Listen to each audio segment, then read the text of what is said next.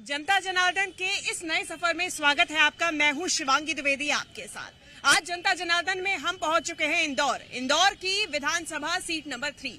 इंदौर 3 विधानसभा शहर के मध्य क्षेत्र में आता है, यानी कि शहर की दिल की धड़कन है।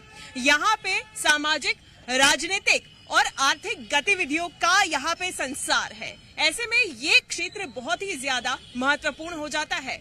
ऐतिहासिक आगार, सामाजिक सरोकार, पारंपरिक बाजार और राजनीति की धार इस क्षेत्र की खूबी है। इस क्षेत्र से विधायक निकलकर आते हैं आकाश विजयवर्गीय, जो कि हैं दिग्गज नेता कैलाश विजयवर्गीय के बेटे। 2018 से 2023 के बीच में उनके कार्यकाल में क्या कुछ यहाँ पे उनका काम रहा है, जनता में कितनी संतुष्टि है, ये जानने के लिए हम पहुंच गए हैं राजवाड़ा, यानी कि शहर का मध्य क्षेत्र, इंदौर विधानसभा 3 का मध्य क्षेत्र। अब जनता से जानेंगे कि क्या है आखिर जनता की राय।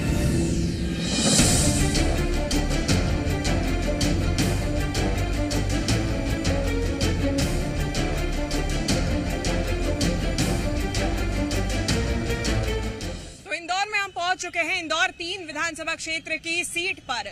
मध्य क्षेत्र कहलाता है ये शहर का, और यहाँ से विधायक हैं आकाश विजयवर्गीय, जिन्होंने 2018 में अश्विन जोशी 3 बार के दिग्गज विधायक रहे, इन्हें 2018 के विधानसभा चुनावों में हराया था। करीब 5700 मतों से आकाश विजयवर्गीय ने ये जीत हासिल की थी। ऐसे में इस सीट पर, जहां पर पहले से बीजेपी का कब्जा था, वहां से आकाश विजयवर्गीय पहली बार विधायक चुनकर आए हैं। अब ऐसे में पहली बार इनकी विधायकी में कितना काम हुआ है, ये जानने के लिए हम जनता के बीच पहुंचे हुए हैं। जनता में कितना संतोष या फिर आक्रोश, ये भी जानेंगे। और सबसे पहले जनता से ही सवाल करेंगे।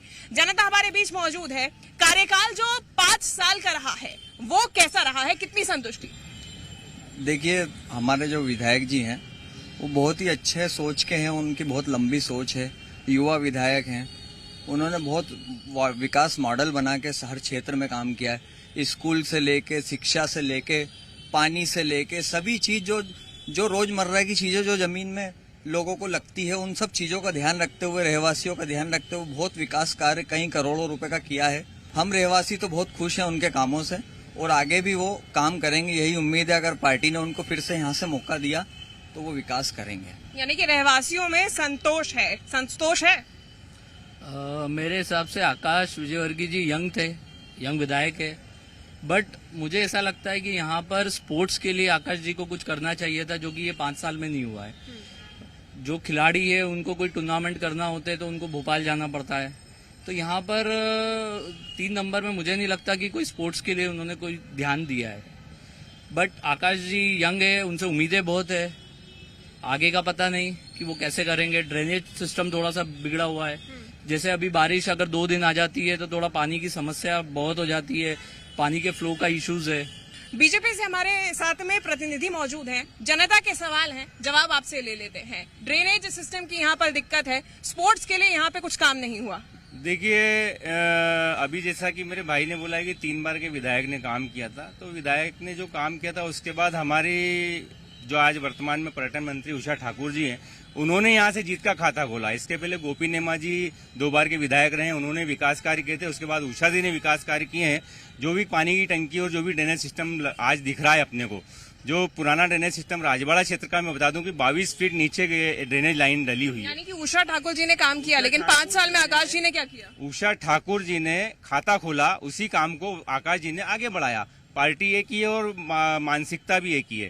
कार्य बीजेपी ने किया है, मेरा उद्देश्य ये है कहने का। ठीक है, लेकिन सवाल यही है कि विधायक जी ने क्या काम किया 5 साल में। जैसा कि बता रहे हैं कि अच्छा खासा राजनीतिक बैकग्राउंड तो आकाश विजयवर्गीय को मिला ही, बसी बसाई यहाँ पर कई सारी सुविधाएं भी मिली, लेकिन उसके बावजूद भी कई काम ऐसे जो अधूरे पड़े रह गए। ड्रेनेज सिस्टम, सड़कों का, यातायात की जो समस्या है वो अभी भी बनी रह गई। सवाल यही है कि इसके बावजूद भी क्यों काम नहीं हो पाया। वे युवा लड़कों को बस नौकरी दिलवा दे तो मतलब सरकार तो सही रहेगा। बाकी हम बेरोजगारी एक मुद्दा। हाँ मैम, हम ऐसे ही है, पढ़े लिखे फिर भी हम घूमते खुला काम करते। रोजगार नहीं मिल पा रही है हमारे जैसे यंग बच्चों को। हमको रोजगार नहीं मिल पा रहा है।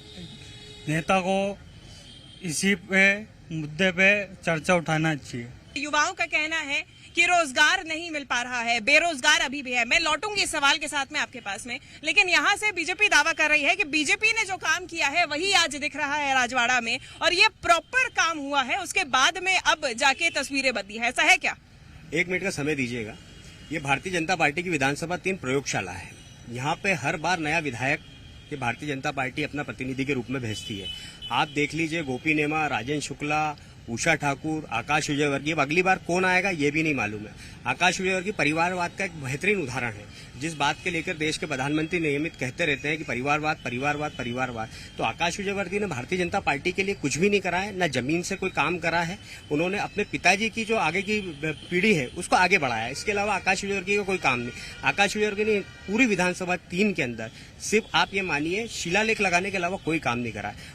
कहीं पे भी जाते हैं शिलालेख लगाते हैं, सारे काम अधूरे पड़े हैं। पूरी विधानसभा 3 घूम लीजिए आप, हर जगह गड्ढे ही गड्ढे गड्ढे ही गड्ढे मिलेंगे, काम कुछ नहीं हो रहा है। तो आकाश विजयवर्गीय जी अगली बार यहाँ से चुनाव नहीं लड़ रहे हैं, ये तय मानिए। वो दूसरी विधानसभा सीट को चुन रहे हैं। ये प्रश्न ही गलत है कि आकाश विजयवर्गीय ने क्या करा। आकाश विजयवर्गीय ने सिर्फ ये करा कि 5 साल में अगली विधानसभा कौन सी ढूंढना है वो उसका काम कर रहे हैं।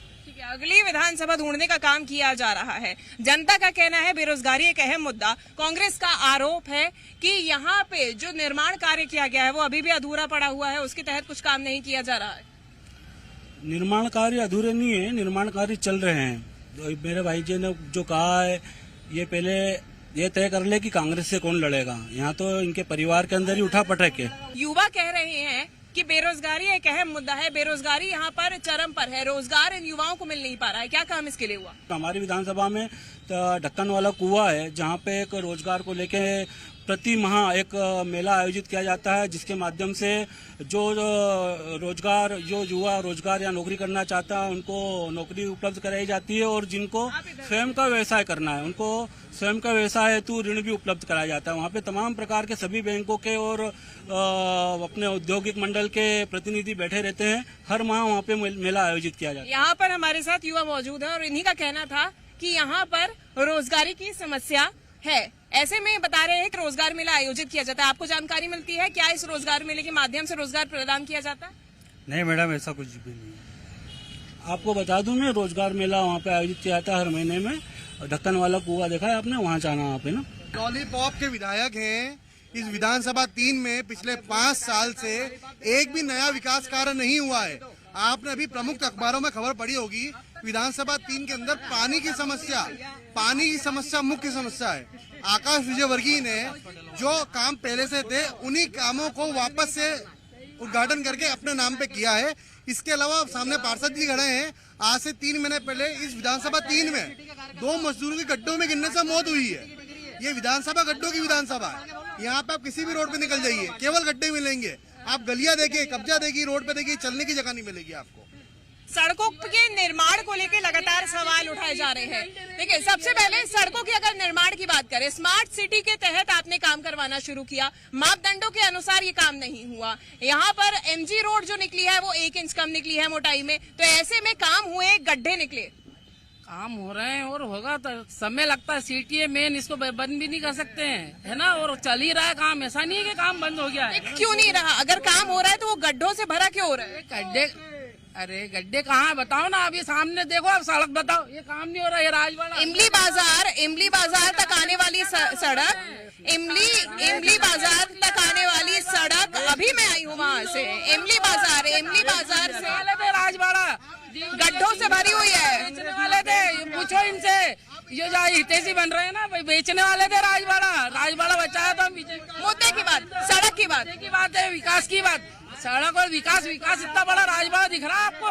आज तक इन लोगों ने सड़क की अंदर जाने ने सड़क की कहा, देखो ना आप गड्ढे बताओ यहाँ से एमजी रोड का मतलब आप जाइए। मैं वहीं से आ रही हूँ, इमली बाजार की तरफ से आ रही हूँ। वहाँ पर इमली बाजार कहाँ है गड्ढा बताइए। ये 3 नंबर विधानसभा की बात करेंगे नहीं, ये अंतिम समय में मैं आपको बता दूं, ये भारत पाकिस्तान, हिंदू मुसलमान, जय श्री राम की बात करेंगे, बेरोजगारी महंगाई की बात नहीं करेंगे। मेरे भाइयों से निवेदन है कि देखो, हम 3 नंबर विधानसभा में रहते हैं। आप राजनीतिक दल के कार्यकर्ता हूँ, मैं भी राजनीतिक दल का कार्यकर्ता हूँ। जो एक छोटा सा आदमी यहाँ पे खड़ा हुआ है, भले वो 1 नंबर विधानसभा में रहता तो मध्य प्रदेश में है, आज मुख्यमंत्री तो उसका भी शिवराज सिंह चौहान है। वो अगर रोजगार की बात करता है तो क्यों कर रहा है? क्योंकि उसको रोजगार नहीं मिल रहा है, इसलिए वो बात कर रहा है। तो मेरे भाइयों से निवेदन है कि रोजगार, महंगाई, बेरोजगारी की बात करें। युवाओं की क्या राय है जो इंदौर विधानसभा क्षेत्र 3 में है, उनसे जान लेते हैं। मैम, सबसे पहले तो ये जैसे प्रतिनिधि थे, इन्होंने हमें बताया कि योजनाएं चल रही है, बट मेरा आपसे और इनसे भी क्वेश्चन ये है कि योजनाएं चुनावी साल में क्यों आई है?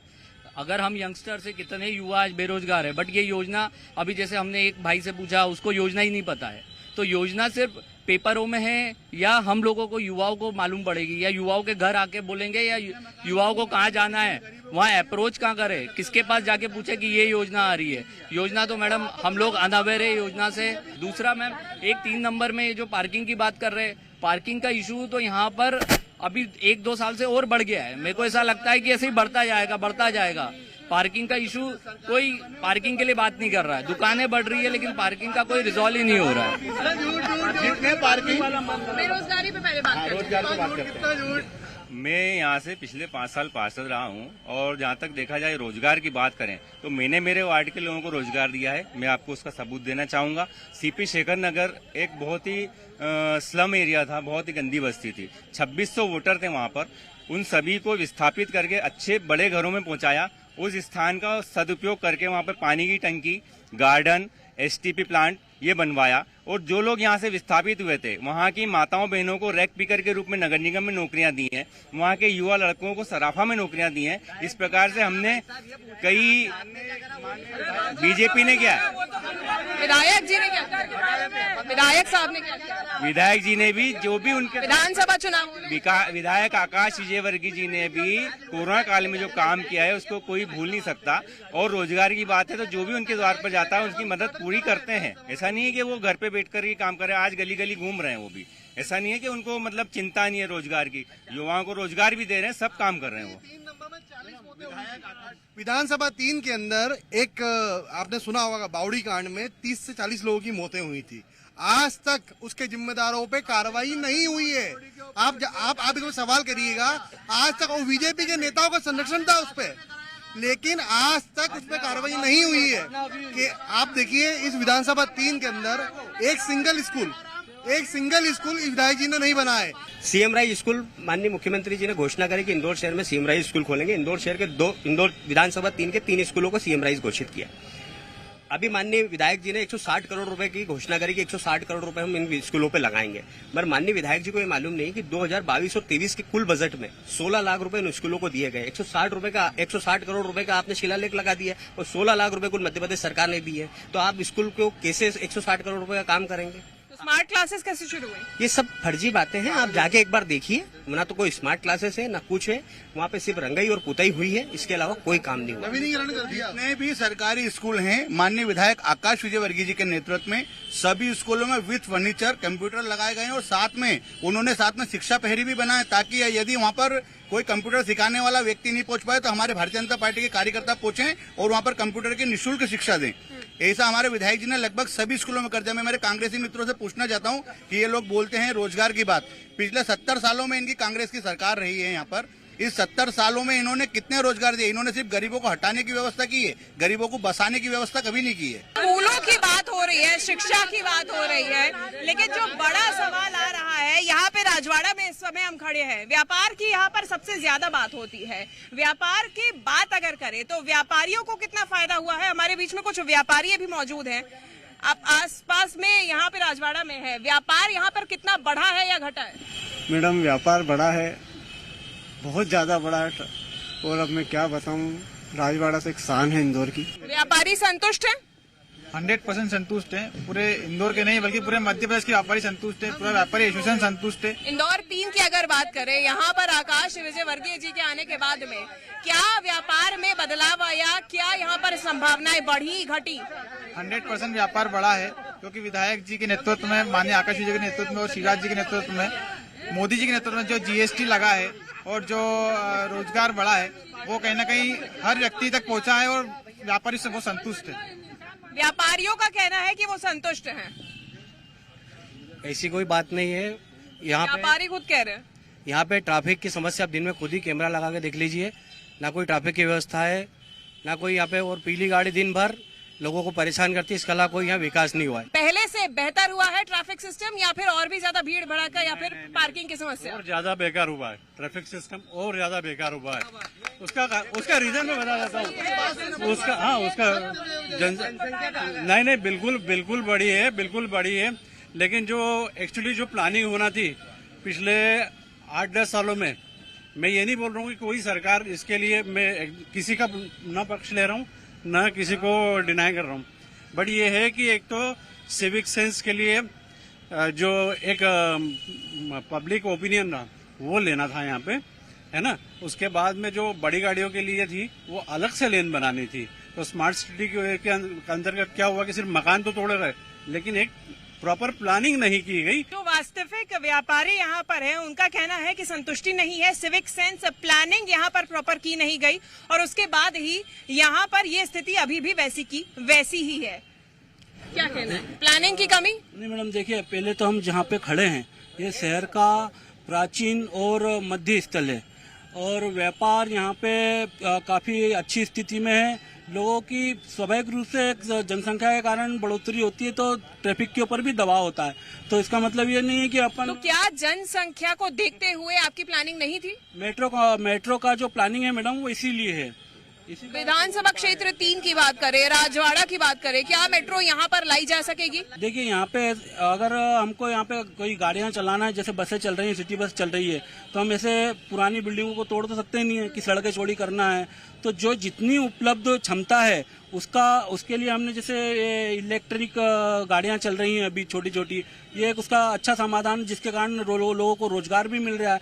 और मेट्रो जो है भूमिगत मेट्रो की भी योजना है, उसके कार्यान्वित होते हुए पूरा समस्या हल हो जाएगी। हमने जो प्लानिंग की है बैठ करके, उसमें आप देखें कि बड़ा गणपति से लेकर के पूरा एमजी रोड आज चौड़ा हो चुका है और यहाँ पर ट्रैफिक जाम कभी भी नहीं होता। उसी प्रकार से हमने संजय सेतु से लेकर के सीधे तो जहाँ ये व्यापारी आपके सामने खड़े होकर बोल रहे हैं कि जाम होता है, दिक्कतें होती हैं, पार्किंग की अभी भी समस्या है, उनकी दुकान भी प्लानिंग में है, आप चिंता न करें। वो रोड भी 40 फीट। 5 साल में क्या हुआ फिर? 5 साल में मैडम एक साथ में सारे काम तो हो नहीं सकते, फंड की कमी भी आती है ना। मैनुअल आपकी सरकार, आपकी नीचे से लेकर ऊपर तक सरकार, और फिर भी फंड की कमी आती है ना, क्योंकि 85 वार्ड है, 85 वार्डों में फंड बांटने में भी आपको सोचना पड़ेगा, सभी तरफ एक समान फंड, यानी कि ऊपर से नीचे तक सहायता होने के बावजूद भी फंड की कमी की वजह से यहाँ पर विकास की कमी।